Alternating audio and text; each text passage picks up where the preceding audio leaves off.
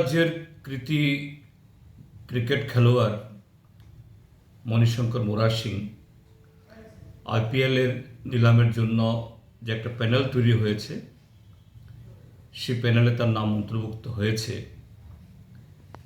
এতে তিনি সে নিলামে কোন টিমের সাথে যুক্ত হবেন বা কত টাকা পাবেন এটা আমি সেভাবে দেখছি না, কিন্তু যে ত্রিপুরা থেকে একজন ক্রিকেটার, একজন খেলোয়াড় এরকম একটা আন্তর্জাতিক আসরে, এটা আইপিএল হলেও, ইন্ডিয়ান প্রিমিয়ার লিগ হলেও এর একটা আন্তর্জাতিক খ্যাতি তৈরি হয়েছে।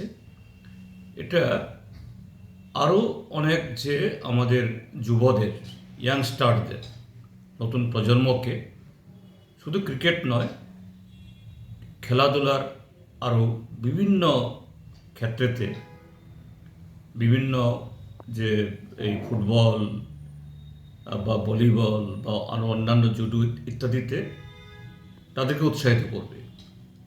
আমাদের দেশের যুব সমাজ তারা আরও বেশি বেশি খেলাধুলার সাথে যুক্ত হন। এতে শুধু তার শারীরিক গঠন না, ব্যক্তি এবং জাতির যে মানসিক গঠনেও এটা খুবই জরুরি। আমি মনে প্রাণে চাইব, আন্তরিকভাবে চাইব যে মণিশঙ্কর শুধু প্যানেল হলে তো হবে না, নিলামে কোনো একটা দল তাকে সেভাবে নিতে হবে।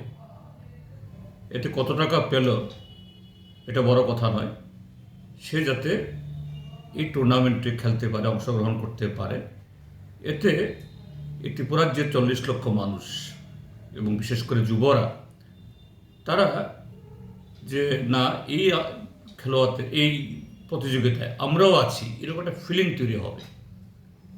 সেই সুখবরটা যাতে আমরা পাই, আমরা পাবো, আমি এটা আশা করছি যে মণিশঙ্কর তুমি এগিয়ে যাও, আমাদের যুবদের আগামী দিনে আরও বেশি বেশি করে আরও নানা ধরনের স্পোর্টস অ্যান্ড গেমসে অংশগ্রহণ করার দিক থেকে তুমি উৎসাহিত করো। তোমার এই সাফল্য নিশ্চয়ই সে উদ্দেশ্যে আমাদের পথ দেখাবে।